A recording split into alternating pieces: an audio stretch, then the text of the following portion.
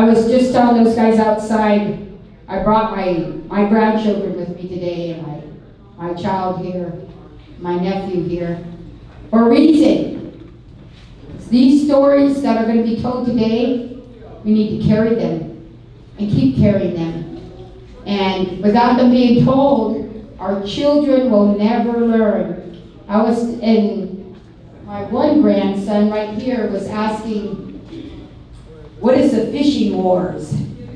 And I was trying to explain to him that my grandparents, my ancestors, my parents before me, and that family members that fought so that we could fish. And they were beaten up, pulled out of boats, gassed, and all kinds of other things because they didn't want us to do that by the police. And this little teeny guy here said, let's go beat those cops up, Grandma. And he said, where are they, Grandma? And I said, that was the wrong story to tell him, I guess. So I thought that was cute enough to share with you guys, and I hope that each and every one of them listen and understand how important this day is. And I appreciate the fact that each and every one of you came today to take the time out of your busy schedules to do this. It really means a lot. These stories need to be told, and they need to be told by the people, their own story, not by somebody else telling your story. So every one of you today that gets up and speaks about what they were told from their family or whatever else will receive one of these blankets right here. We really do appreciate the fact that we can honor it. You know, there's many ways you could look at this, and I just want to say that it's really important that we do this. You guys can go sit down, okay? And listen, I first of all want to make sure I thank Chester and his staff. All of you guys, let's hear it.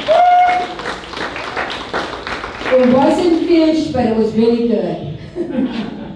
I really appreciate it. And I also want to thank the council members that did make it here today. I do know that Bill was hosting one of the games, the first games today or something, so he sends his regards. He couldn't make it, but Annette is in their medical. I don't know where Fred and who's the other one? Anna, sorry. I'm sure they had something planned though, so, or they'd be here. So I'm gonna let Jim and Monica both talk. Hi everyone, and thank you all for being here. This does mean a lot to the tribe. The fishing wars have been going on for years. We have been fighting for our land, our fish, our rights, and we're going to continue that year after year, generation after generation. It means a lot to us. This is our land, this is our water, this is our fish. We are Native, and we stand together, and we will fight together. I want to say thank you all. I want to share one last thing. So I said something to Ramona here. 50 years ago, me and Sylvia were introduced to Ramona. We have known each other for 50 years. We have been working with this tribe for 50 years, you guys. We have been building this, all of us. There's a lot of us, Connie, Peggy, Teresa, Satikums. There, you know, I can go on, Dylan's. I can go on, you guys. We have all been here working and family for 50 years. That's a generation in its own. 50 years is a long time. And I'm glad to know you for 50 years, Ramona and everybody else. So I'm going to give it over to Jim now because he is a fisherman, so let him tell that story. You know, I was born in 1970, and when I was like a little child, I used to wonder why my parents would leave at night. And I really was worried about them because as a child, like, are they going to come back? And it wasn't until I, began to realize right around 72, 73, and understand what was really going on. I used to ask my mom and I used to ask my dad, how come their people are angry? How come they're upset? How come they're fighting? And, they said because they're fighting for what they believe in. They're fighting for an existence. We've had things taken from us that should have never been taken. And so, I remember 1974 at 4 years old, the sensation of the feeling of victory, of the Boldt decision, how people felt. There was probably 200-300 people at that time in the tribe. And I don't say that in a derogatory way because I've said that before. And people kind of took some offense to that, but it's the reality of what the tribe was at that time. But as I got older, I thought about, what if they didn't win that war? What if they didn't win that court case? Where would we be as a tribe today? And I thought about that my whole life. And so I respected that water and understood that, they did this for us. They wanted to have us a sustainable way of life, and Ramona gets mad at me today because I haven't read her book. But I lived, locked in step, with her and her son, one of my fishing partners. And, I listened to Ramona about those stories. And all the other elders do. And it is important. It is important to sit and just listen to them. I'm very proud that I have 2 aunties that were there. To my understanding, there was about 14 people that were in this camp before that Boldt decision. And they were there. And one today I have present, and that's Dorothy Earl, and she never asked for that recognition, but I know you were there, and I just want to thank you, Dorothy, so I give an applause for her.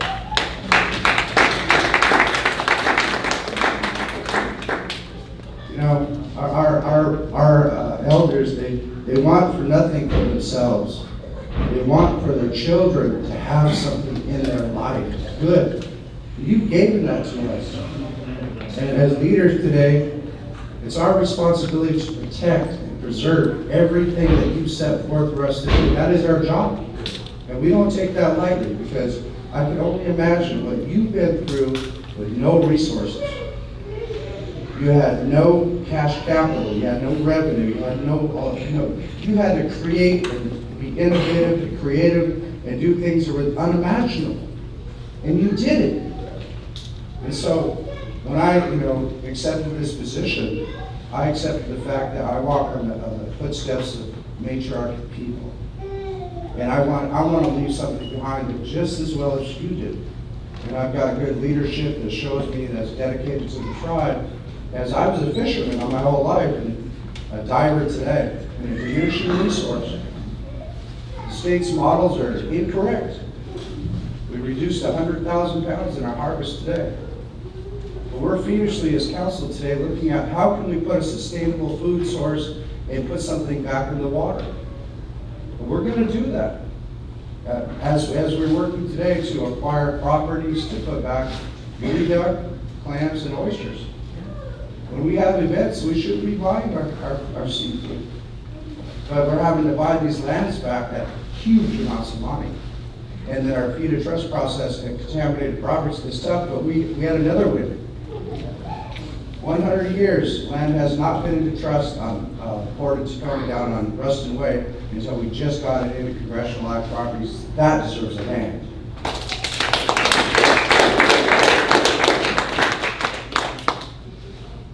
When the canoes came, and I thought about, that's awesome, we get to land in our own spot. Our own property for the first time. We'd be landing in Point Defiance, Dash Point State Park. And all of a sudden, we get to leave something behind for the community. And that's that fisherman's dock. Fisherman's dock to where our people can always go and learn and teach their children how to sustain this way of life and protect and preserve and go after those seafood. Today, we have a crab fishery. We have a shrimp fishery. we got a geoduck fishery, and we got a salmon fishery. And that's awesome, because that's food sustainability. So, I could go on and on about fishing, and I love this, is my favorite topic, but I always, in my life, look out in the crowd, and when we have something as matriarch as you all are, that has fought those fishing wars, that's why I have Sid and Suzette wearing today. I honor them, even though they're not present here. I honor them with my life, with my actions, what type of person that I am and what I become, and how I will fight for their children and their grandchildren. So I just want to raise my hands to all of you and say thank you. Anyways, I'm Darnell Satayacum. My mother was Karen Satayacum. Hi, sweetheart.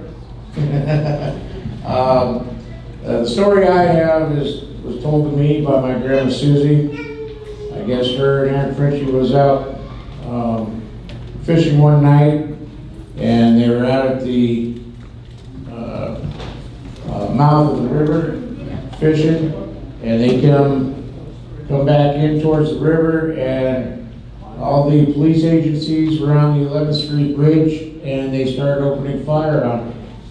So Aunt Frenchie grabbed the motor and started putting along, and my grandma Susie picked up the shotgun and fired back.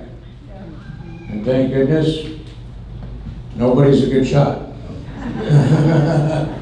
But I just wanted to open up the mic and say, yep, I'm proud of my grandma and all the other fishermen, and the chance that I got to learn with Jim Jim, who taught me how to do not only hang a net, drive a boat, and fall in the water, fish on the water.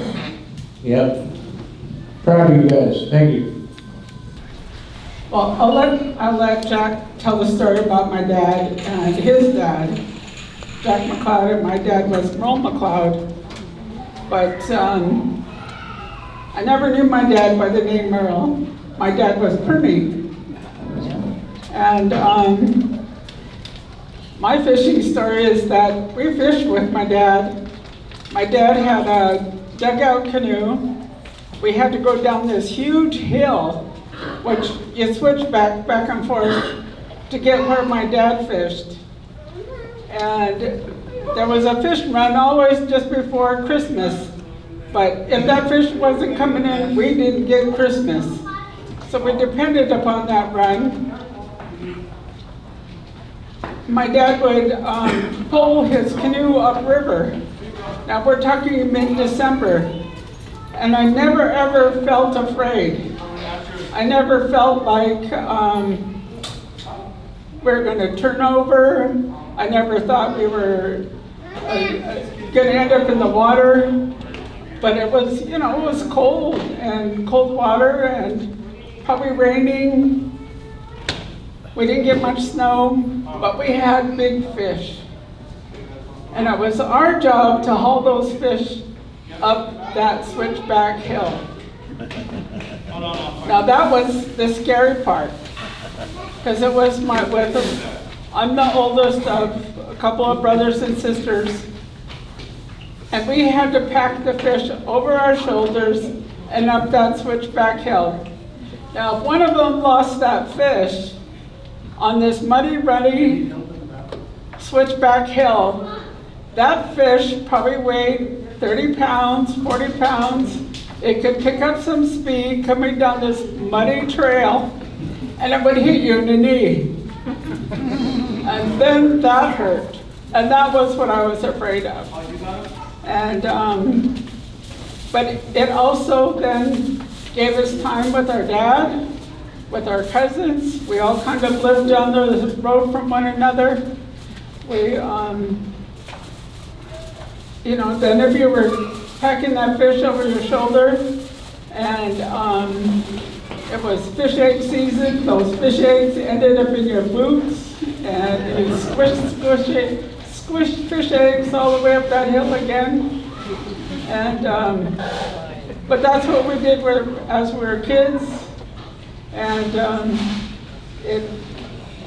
I was never ever afraid of the water, never afraid in that canoe.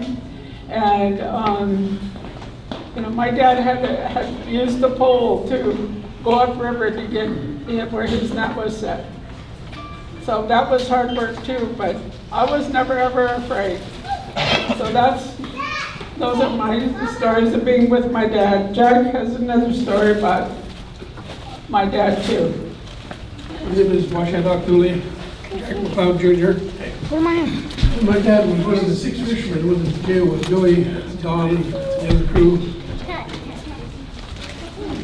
And my dad said, I didn't want to be on the news, I didn't want to be on all this other notoriety. He said he just wanted to fish and take care of his family. And my grandpa, when I was a kid, he said he used 7-inch bigger mesh all year round. That's how big the fish were back then. We used to have sockeye, blueback. I even caught a shad one time, real shiny gold scales, about like that. I even had sturgeon, caught sturgeon, mouth of the Nisqually River. And some of those sturgeon would get up to 20 feet long. And that's the old days. You got a picture of Clydesdale, 2 Clydesdales, and you know how big they are, pulling in a sturgeon. That's big. It's a lot of work. Tastes good, good smoking, but they live a long time. They don't go easy. And Connie's dad was born September 26th, 8 years before my dad. My dad was born September 26th, 8 years later. And they had a sister named Mona.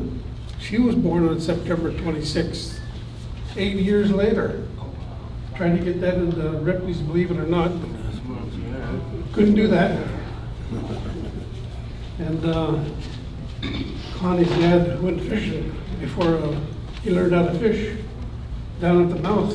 There's a lot of grass down there. And if you hear the wind blowing, it sounds like something coming after you. Dark, don't know what's going on. And he jumped on the side of the boat to get away from whatever it was. My dad said, that's just the wind.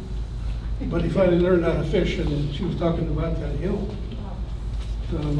Landslide took out that trail. Took it all out, even up on the hill on top. There's a little road. Landslide took that out too. And I was gonna take pictures of that old trail, because I tell stories about that fishing down there with my dad and my grandpa. And she had talked about that canoe. My grandpa was out there chipping away, singing his song, chipping away that cedar canoe. And he was, he'd come up to the river, one hand, and pull. And I got down and tried that, and plunk, plunk. Couldn't do what they could do. And one time the fish was, he was standing in fish. I was sitting in fish. And I kept watching that water, thinking it was going to come over the edge. It never did come over the edge.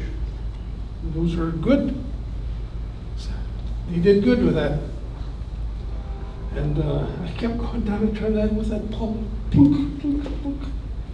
No, I guess that's just for Grandpa. And my dad was using that during the fish wars. Took him up to a power plant by Yellowknife. And my mom dropped him off. He was drifting down in different places, and they could hear the game wardens coming up. So he'd go on into the brush with that canoe. And every now and then, they'd stop right out in front of him.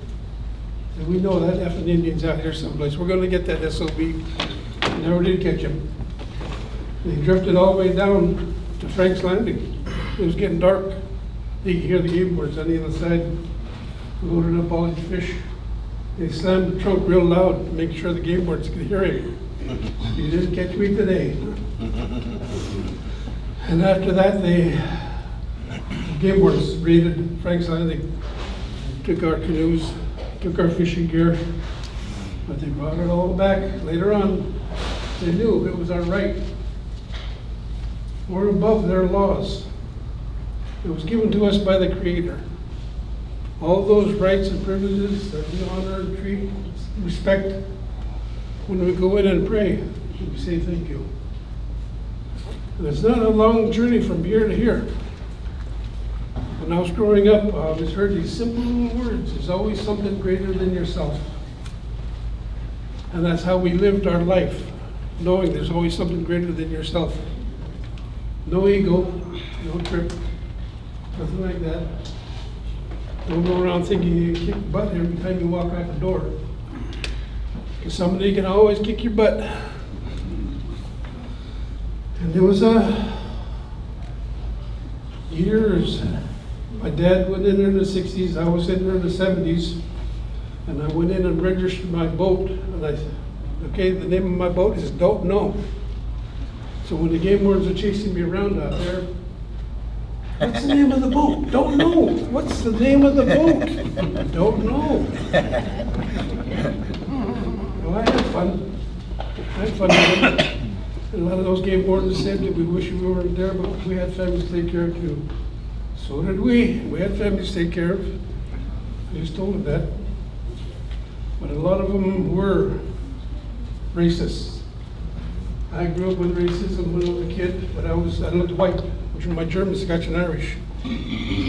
So I got into a lot of different places. I could hear some different stories, but the main ones was with my grandfathers. And both of them could speak the language to each other. Just like we're talking English. They can just talk the language. And all the other grandfathers, other grandmothers around who spoke the language. And that was very important to our people, was our songs, our language, and our Creator. And that's something that was all across the land, North Pole, South Pole. We had brown-skinned people. Until the Europeans got here and started killing our people off. It was genocide, to the point of genocide. Yeah. And we had to fight. We had to really fight. We lost a lot of people over the years. Those people who were on the front lines last 30, 40, 50 years are gone now. But still, remember their names. If you can remember their names and tell the stories about these people. They shortened their lives doing these battles. My dad, congestive heart condition, he could have lived longer. So could have a lot of other people. A lot of my friends are Vietnam vets. They go over there and fight a worthless war, then come back here and fight with game wardens. Again, worthless. And look what do we have now, because we kept fighting. Yeah. What do we have now, what we can give to our kids? And we thank those ones who still know the language, still know the songs, who know the ceremonies. That mountain was very important to our people. Quopa, there's different names, different stories. There were 13 villages around the baseline, the tree line of that mountain, that our people used to live because they wanted to be closer to the Creator. And we did a lot. We did a lot for that. When we carried on with our lives, we knew there was something greater than ourselves. And we fought to take care of that, to preserve it, so we can give something to our kids. Thank you for bringing your kids in. Let them hear these stories so they know what's going on. When they get older, maybe they can do a little bit more than we did. And by that time, maybe we'll have a peace again. That's what Skoliops means. Peace with yourself, where you're with, and where you're at. Very simple life. And we need to get back to that. Even if you just do that yourself, get back to that peace. And that's our people. Skoliops means peace. We prayed for peace first. Always prayed for peace. And we carry on now. A lot of people have done the work, laid the foundation for our people. Now we got to carry on with that dignity, that pride, and do your job. I'm trying to do mine. Okay, I'm going to thank you all for being here. Thank you for bringing your kids in. Thank you. Hear my grandma always be a good representative to your mom and me. My grandma Maisel Teresa, her Indian name was Wanaimak. She'd say that to me. Just a little guy, I remember. Be a good representative for your mom and dad and me. So, but I'm glad, grateful that you guys did this and honoring and memorializing our Fish and More veterans, and got a few of them in my family. A couple still alive. My mother and father, Sid and Suzette Mills. And, but I'm glad that you did this because our children need to remember how to do these things and honor their pastaways the way we're showing them today. If we stop doing these type of things, all of the teachings each one of us has acquired, like my uncle right there, I really try to pay attention to him. He's got a lot of knowledge, a lot of good teachings, really old teachings. My name is Wah Wilu. I go by Wah. But that old man, Willie Frank Sr., he gave me my name.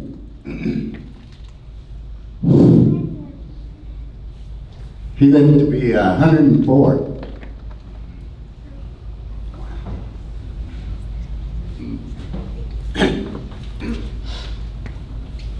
Good, it's good. He was a librarian. Take a drink. Take your time. Yeah, I remember all the old people.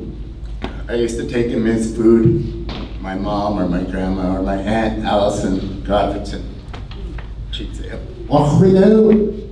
Time for to take Sapa his food." So this is really a good thing that you guys did here. I'm glad to be here. I know that my mother and my father, I could share a million stories, but I'm just going to be thankful for them on this day and all of the other veterans and people who went to jail. I watched my mom and dad go to jail more times than I can count. Grew up watching them go to jail.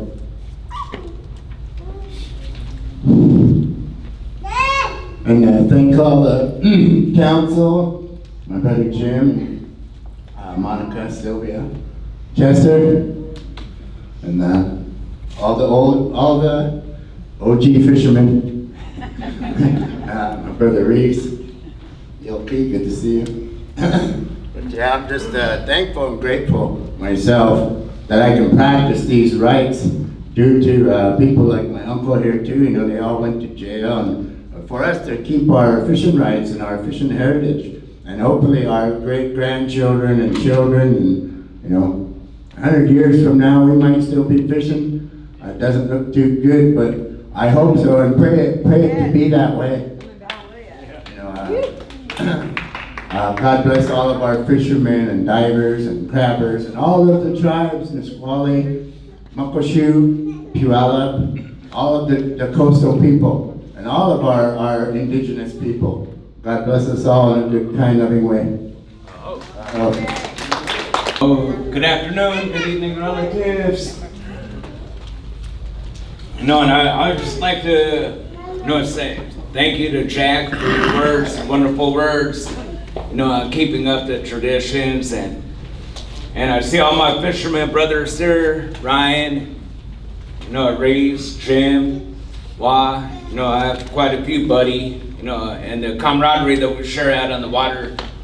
And all I can do as a fisherman myself is honor that water, and understand that it could give me life, it could take my life too.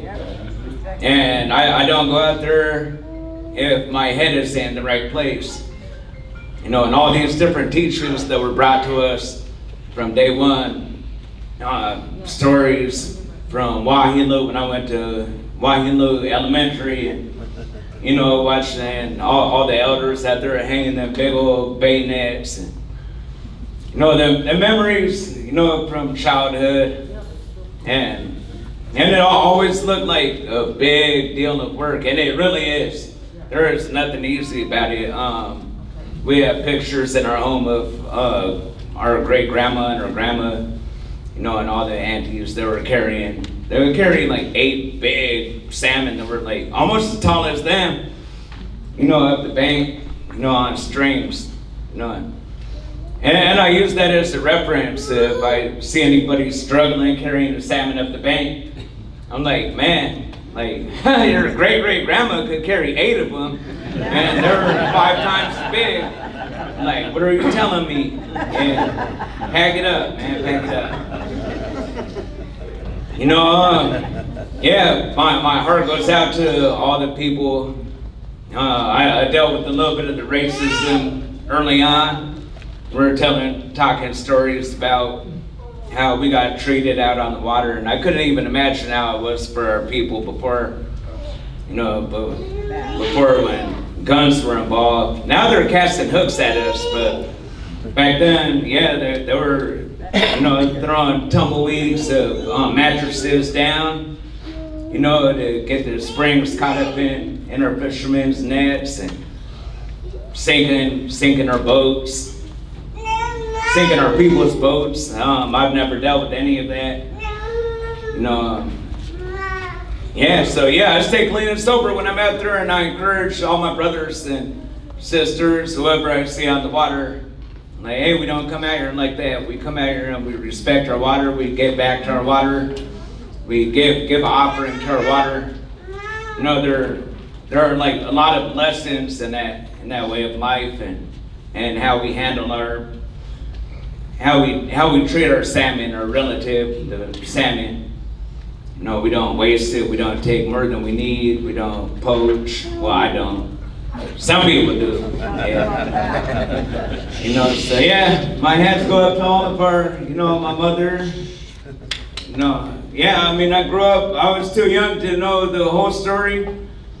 But man, I hear some of the big, you know, stuff that my brother Eric, Bennett, David Duane is, you know, but for them, their t-shirts, what they had to go through, you know, and Jim, you know, treats me like a younger brother, you know, on the water.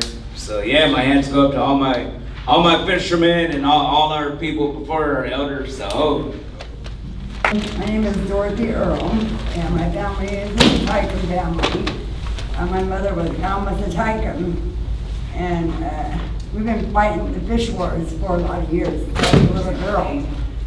Remember back first fighting with my uncle, Bob Tycum, on the Puyallup River, having the fisheries come up the river and tell us to get our nets out of the water, they're going to arrest us. There's a lot of war stories to be told. I have so many, but thinking back to those days when I was just a young kid, I didn't really realize the impact that my mother kept telling me. Her father told her that we needed to fight because we had something and we needed to fight for it. And I believe he was talking about the fish wars. Fast forwarding it to the ceremonial grounds, I was just a young teenage girl then with my sister, and it was when I met Ramona Bennett, and we all got tear gassed. We started the bridge at Trestle on fire to try to detour them. We went to jail. Took the cops home. They arrested us, and they took me back to my house. And my dad had shot a deer out of season. He was trying to take food to the ceremonial grounds. He said, "What'd you bring the cops here for?" I was like, they picked us up down shoplifting for food at Lucky's Groceries on 6th Avenue. He said, I thought they found out already that we shot a deer out of season. I was like, no. But yeah, there's a lot of stories that to be told about. I was young. My earliest remembrance of being in a canoe with my uncle on the river was like 7 years old. And 77, we were still fighting the fishing wars. They boarded my boat and they took 77 fish and confiscated them. So yeah, I've been in and out of jail for the fish wars. And to come this far 50 years later is a milestone. I want my family to know that I was there and to fight the good fight, because we have something now to establish. And with this, I'm gonna hand it to Ramona, because she has a lot more stories than I do. Well, when they say fish war, they're really referring to one continuous battle on every single river, every single creek out in the Sound. It was continuous, and there were no witnesses. In the dark, on the river, the game wardens and fisheries cross-deputized so that they could be one big force that could act continuously, and they had all of the rivers under surveillance. And so they would just come out of nowhere and they'd grab the fishermen's, but they'd beat the bottoms out of the boats, including the canoes. Just beat the bottoms out.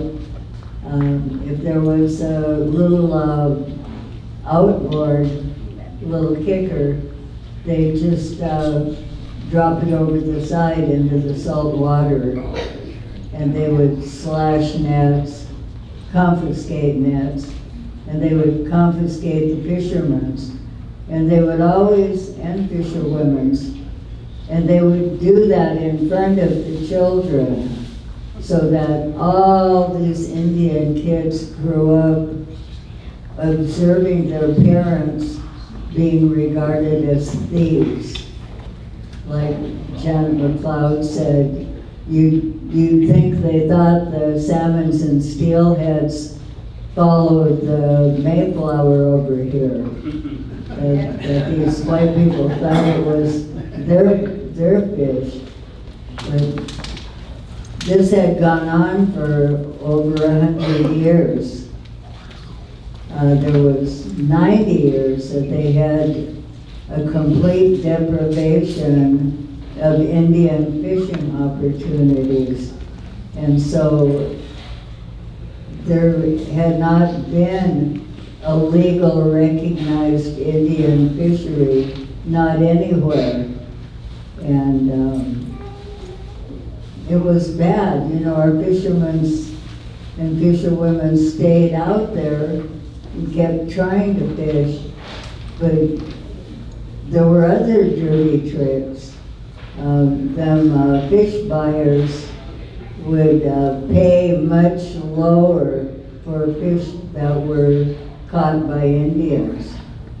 And so they were starving us out and forcing us out, bullying us off the rivers. And so, see, I didn't grow up like these guys. I didn't grow up here. I grew up with a white father and a Puyallup mother, and I wasn't around here. In '66, I got involved in urban Indian activities, and I was accepted because I was a front and center volunteer.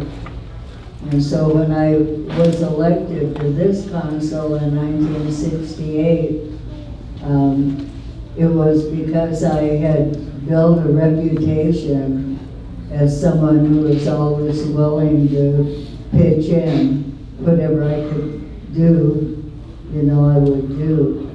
And so I had come onto this council. And you can imagine what a weird duck I was. Everybody on the council was a full-blood Indian married to a full-blood Indian. And here I come, but I got voted in. I was nominated by Hattie Cross seconded by Tony Nelson. And I wasn't even enrolled. They had to vote on enrolling me because my mom was Indian, but I was born 30 miles off the reservation, and that made me not automatic. You had to be within 20 miles. And so now I'm on the council, and we got nothing. We have nothing. We have no land, no money, no income, no educational rights, no health services. We literally got nothing. And we didn't exist. We lost 3 court cases. We didn't exist. They had terminated us. And the Bureau wasn't enrolling us because we weren't a tribe, so why enroll them? So anyway, this is, and we had no office. We had no headquarters. And so everything we got, we had to fight for. Everything. And my mom had not come back here because her mother's sister was murdered in the big land grab. And so our family had scattered. Kaya by then was married to a Squamish Indian, and she was out of here, her sister was out of here. There was no home to come home to. And so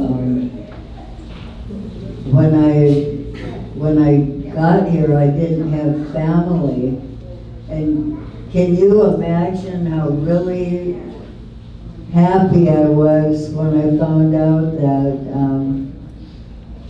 my Kaya's sister cousin was Mary Squally Bridges, and Al Bridges was my close relative, and Suzette Mills was my my relative.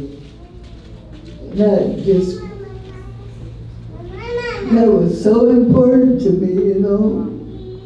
You gotta have family wherever you are. You gotta have CIA. And Suzette and Maisel was on the council, and Alice Buber was on the council, Don Matheson and Silas Cross. And Silas and Alice were all about land, finding out what happened to the titles. I mean, obviously the land's here, but how did the ownership get away from us? And Maisel and Don were all about the salmon resource. And so when I come on council, the things I could do were do the applications for the clinic and school and law enforcement and stuff like that. But I had to be in it with them. For them to back me up, I had to back them up on the land and fisheries. And damn, you guys know what we went through to get just land back.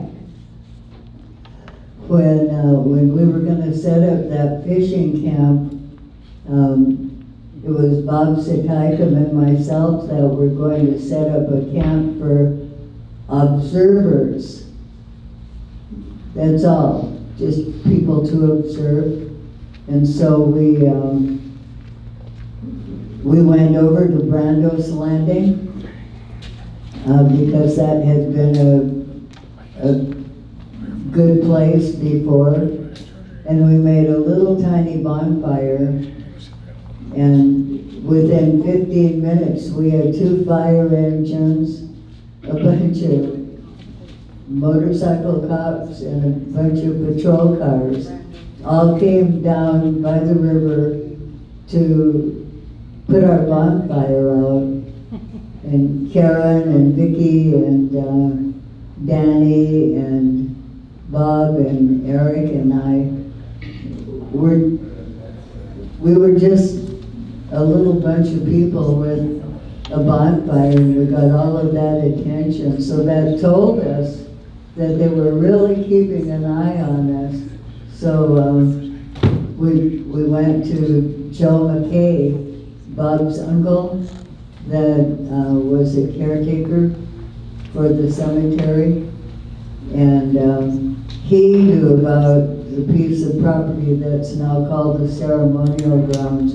It probably was part of the sale, because if you look at a map where the hospital was and the boarding school, straight down to the river, it's at the river's edge with all of the railroad tracks and the road.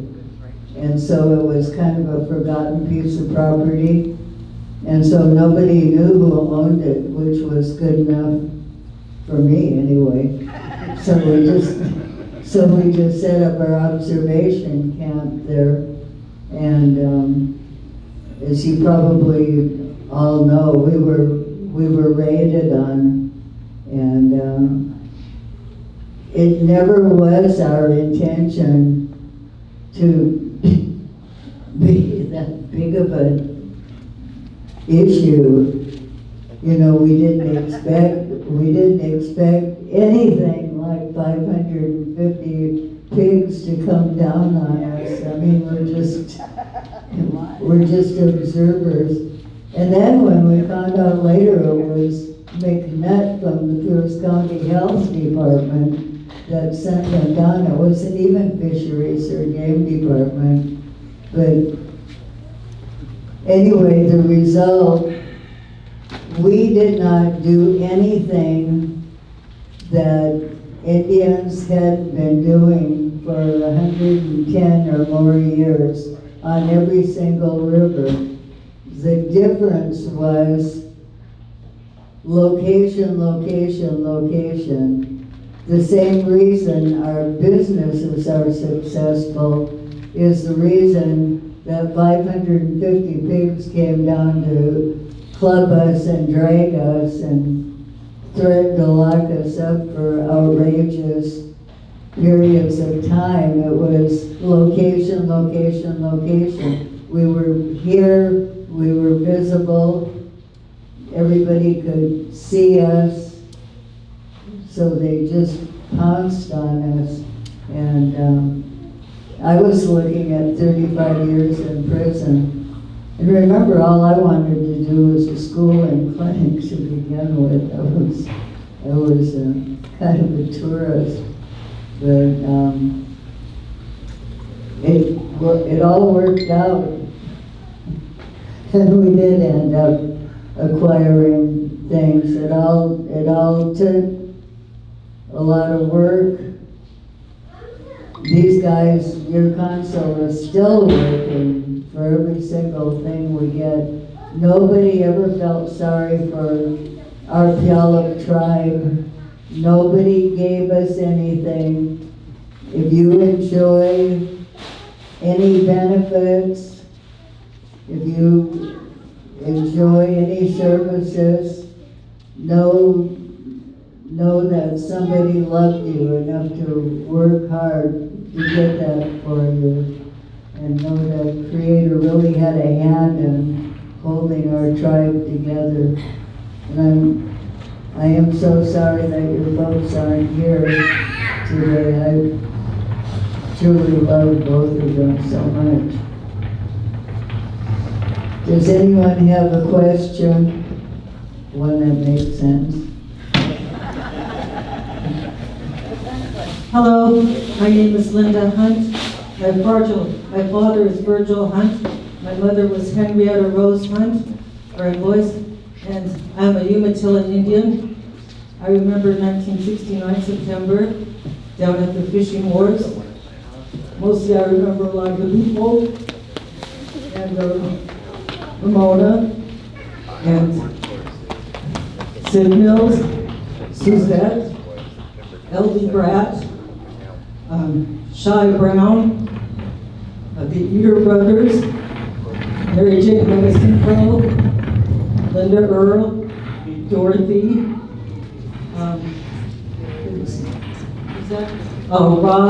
Robert Free. There's so many other people. Hank Adams, Mayslow Bridges. When we went down to the landing, they were so kind to us. Susie Conway. She lived right there by the Portland Avenue Ballpark. She would let us go to her home and use her home as a setup. You know, if we need to go there and clean up, get warm, eat. Danny Satayakam. I said Mary Jane Medicine Crow. There were a lot of people, and they're much missed. David Leach. There were the Eater Brothers, some ladies from up in University of Washington, Barbara and Mary. I don't know their last names, but it was nice of them. There were a lot of people who come to support us. It wasn't, it was like a rainbow of people down there. Brown people, black people, white people, celebrities came. There was a lot of people down there and a lot of support. And I remember that morning, like they said, waking up and just being surrounded with a bunch of people up on the bridge, the overpass, the railroad, the trestle, and them loading us in buses and hauling us off down to the jail. It was not pleasant, but I was happy to be there, and I'm happy my brother Mick, he came there also, and can't forget, like Dorothy said, don't forget the Perry brothers. Yeah, the Perry boys. The Perry boys, yeah. That's right. And Danny Satayakam, and it was nice having much support there, and that's what I remember telling my brother. I went home and told my brother, you need to come down here to the river. They're fighting for fishing rights, and we already had our fishing rights on the Columbia River, but we were happy to be there and support, and my brother came down there and he helped with the fishing wars, and something I'm so glad we did this. And the Butlers, yeah. And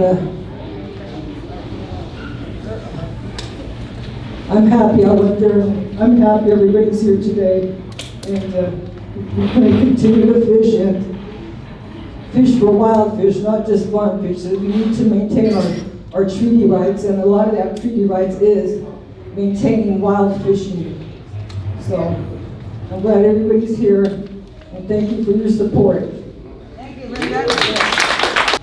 Like we want to keep saying, it wasn't just Puyallups on that river. Many people made sure these rights were still given to us. So, and today, I look at some of these kids, like Colleen back there, her dad. We call him Curly Kid. I don't even know what Uncle Curly Kid's real name is. He was one of those who went to jail. You know, Herman, that's his name, Herman Johns. A lot of them. Chris's dad was there, you know. Don't be afraid to say something, you guys. I'm sure you. Colleen's mom worked in our fisheries department for a long time, long time. Yeah, our first employee. This woman's got the history of everything. Just give him right there. David, come on up. Appreciate the stories, you guys. It's really important. Like I said, everybody tells their story. Who has shared. You know, I was too young to have participated in the Salmon Wars, but, you know, I think like many of you here, we benefited from them. You know, if you've ever heard me talk in the past, I've always said that, you know, our ancestors, our elders, they have done so much more for us with so much less. It was the battles that they fought. And I'm reminded of like Peggy McLeod as a child. She's been in the education system, and one thing she said was, when she talks about Chief Leshai, she said he loved each and every one of you, And this is a kid, I'm like, I didn't know who this was. He loved each and every one of you, even though he didn't know you. But that's how our ancestors were raised, is to take care of their family, but take care of generations to come. And so these salmon wars, although it's the 50th celebration since the boat decision, they've been going on since probably the 50s, 60s, and way before that. And so I'm thankful for everyone who shared their stories, for your sacrifices, for your battles. You know, I had the benefit of spending time with, you know, Herman Dillon and Henry John, and listening to them talk about, you know, their battles in the respective areas that they fished and grew up in. And listening to Billy Frank, and was it Wahilu that was here earlier? He mentioned Billy Frank Sr. Yeah, we handed down our traditional ways from Billy Frank Sr. in the language, and we were shared at Chief Leshai. And those lessons, like I talked about our ancestors, they had those same teachings about taking care of future generations. And so, to the young woman who just spoke from Umatilla, you know, if you fast forward to today, the battles, they didn't just end with the boat decision, they're ongoing. But in 2014, we passed this Tribal General Welfare Exclusion Act. And we got credit because we brought the last senator to sign on to that legislation. And so they called forward a representative from Puyallup, because, you know, the battle ongoing with the taxation issue. And I promise it's related to today. So although we were talking about taxation, we were in Washington, D.C., there were tribes from all over that worked on this legislation. And these one folks from Florida, Chairman Kali Billy, he's Miccosukee. Now I want to say that's west of Miami. So there's a tribe in Florida, not in addition to the Seminoles. And so Kali Billy brought his uncles. They were elders and they were speaking in the language. They understood English, but they were communicating in English. And he introduced me. This is David Bean. He's from the Puyallup tribe up in Washington State. And they started getting really animated in their language. They were talking, their hands were flailing. Then I saw this. And Kali started interpreting. He goes, my uncles, they were up on a river in the 60s, 60s, 70s. They were on this river and this bridge. This bridge was on fire. And so the cool thing was, you know, we didn't do it by ourselves. I mean, folks came from all over to support us. And so we're thankful for all of those folks. And I think we repay that when we take care of everybody through our clinic, through our school. But those are stories about, you know, folks, they weren't just fighting for the right to fish, they were fighting just to survive and put food on the table. And so as a child, we talk about the fisheries. As a kid, my mom, Floyd Bean, I tell, worked in the fisheries department. So I got to spend time with Joe Anderson, and there was a Savota. Is that Paul Savota? Does that name sound right? I don't know if I'm saying it right. Dolores Blevins, Michael's mom. My mom and them worked together, and so it was cool to listen to all these stories. And, you know, winning that salmon war, then became the implementation. And so when you hear about these sporties throwing bales of hay in the river and all that crazy stuff,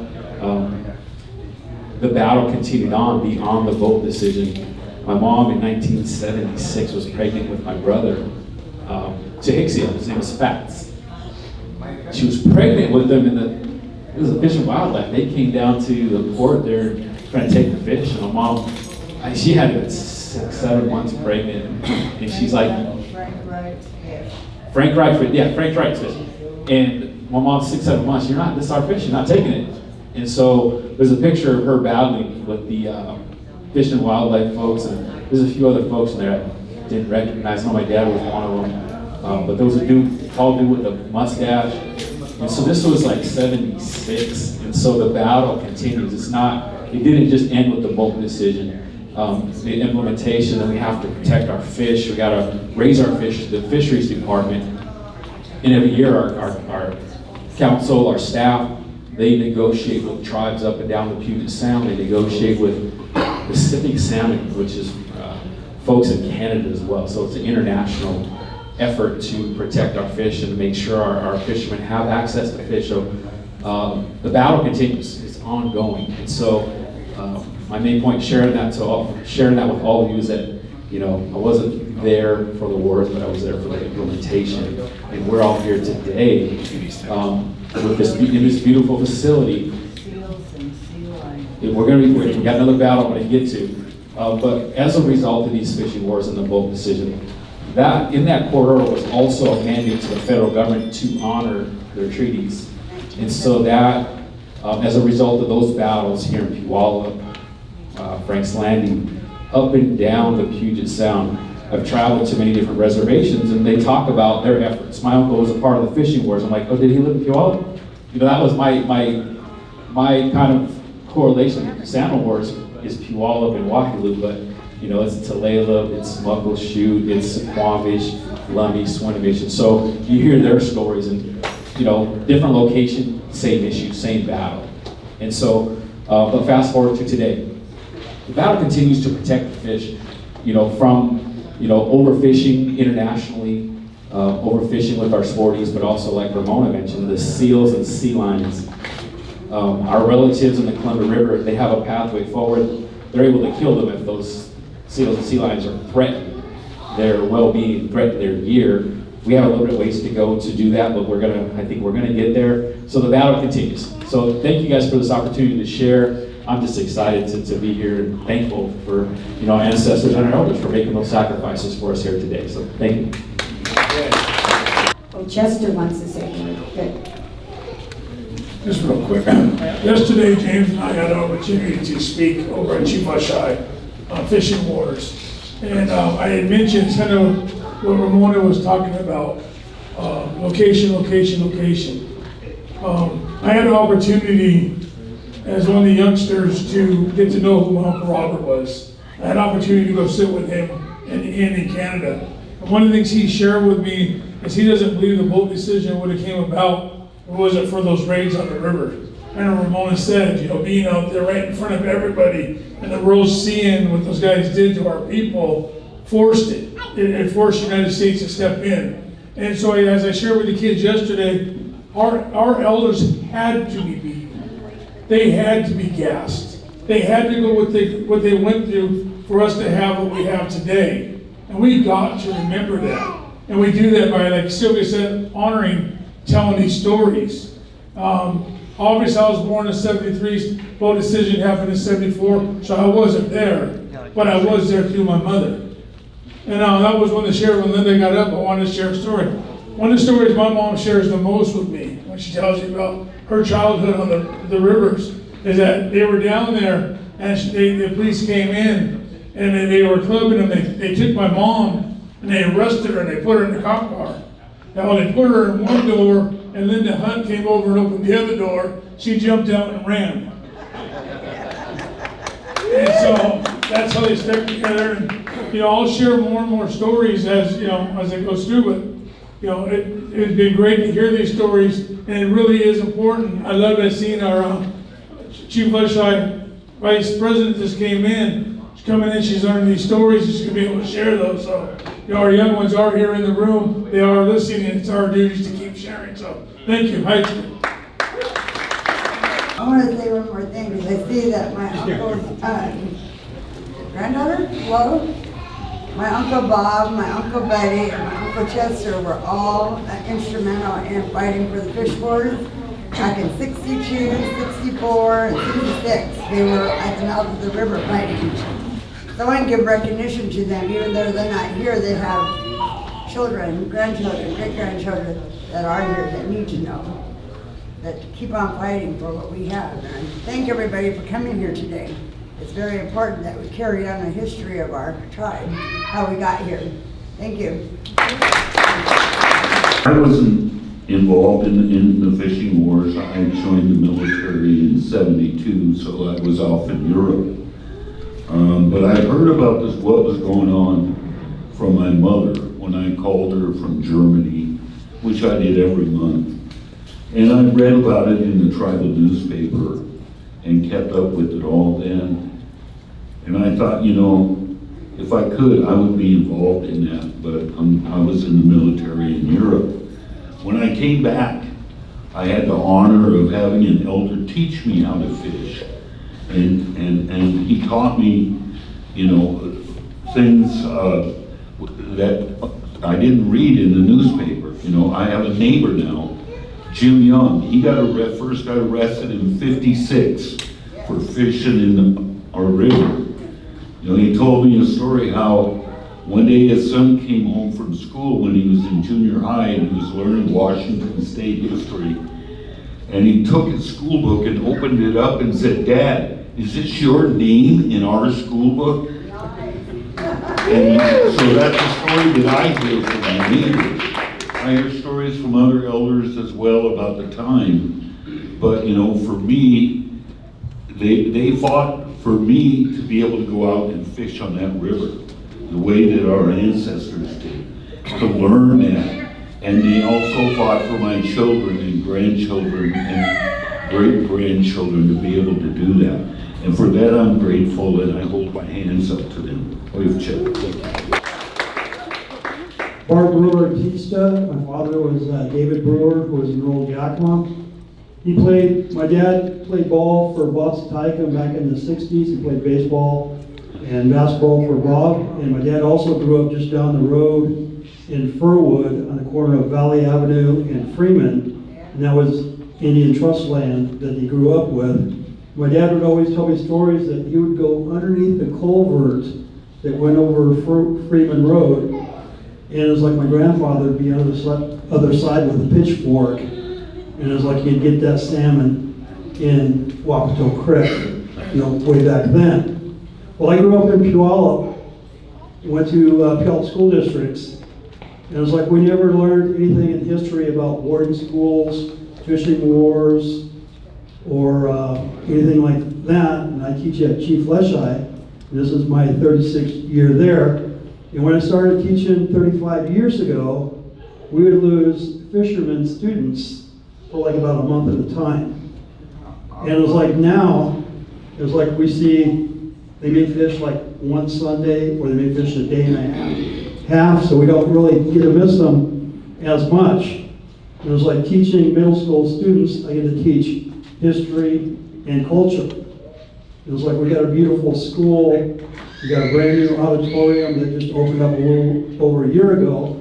And it would be beautiful, you know, for history if we could tell your story in the auditorium, if we can get like a panel of people, and we can fill that auditorium with kids so that they can hear your story.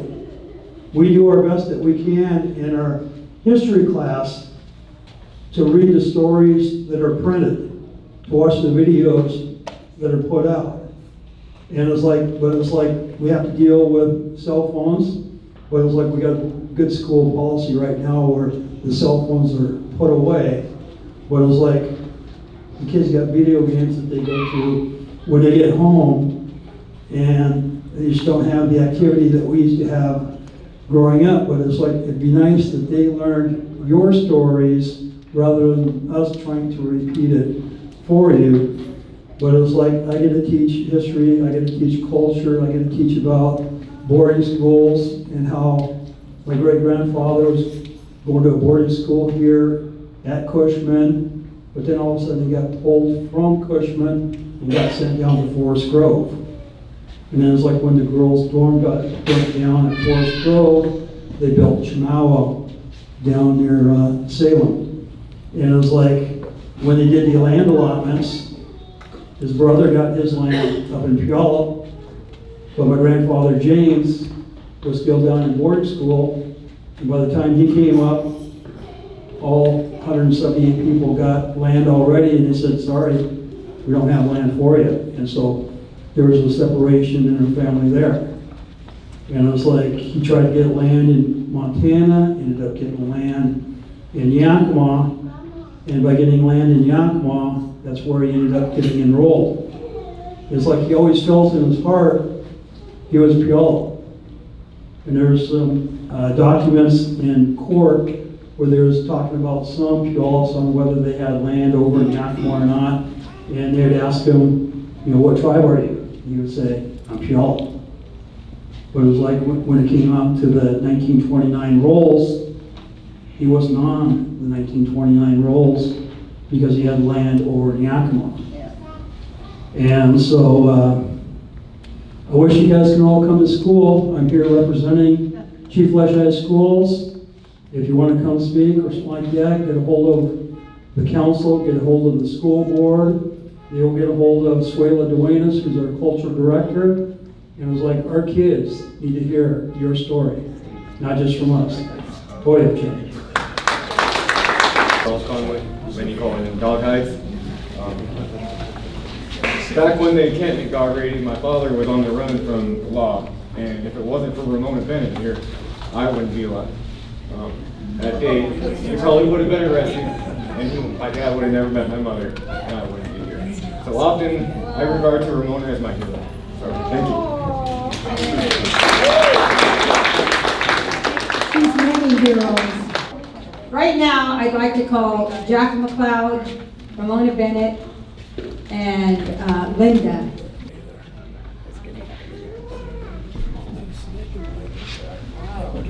Come up, Linda, help her out. Thank you. You're gonna get one.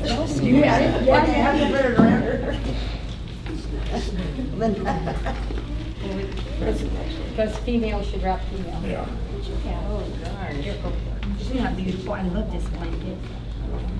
If you have one, you can give it to me. Let's go, Dorothy. These are so pretty. Thank you.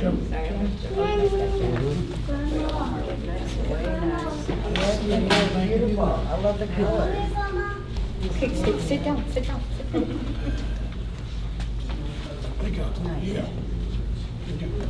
Thank you, guys. You're true warriors to each and every one of us. Thank you. Hold our hands up there, guys. Each and every one of us. And I really want to say that you young kids that are here today, it's really important that you remember these stories and share them as they continue. I remember when you're looking at Barb being here, I remember at Chief Leschi, I worked in the attendance office, and I watched two of the teachers that were non-natives. And they were watching, we were in Cushman building, they were watching a film, As Long as the River Flows, that came from Nisqually. And I'll tell you, those teachers were in there making fun of it. And I opened up the door. I've never been so angry in my life because they were like, oh, we did that to them. And they're giggling and laughing like a bunch of idiots. So it's important that even if you're in a public school, your children, any one of them, that these stories be told and to be told right. Because it's rude the way these people tell these stories. It's not okay. So it's really important, this day is important for us to continue to tell these stories and make sure you guys continue to tell them when we're gone. Okay? Thank you guys, everybody, for being here today.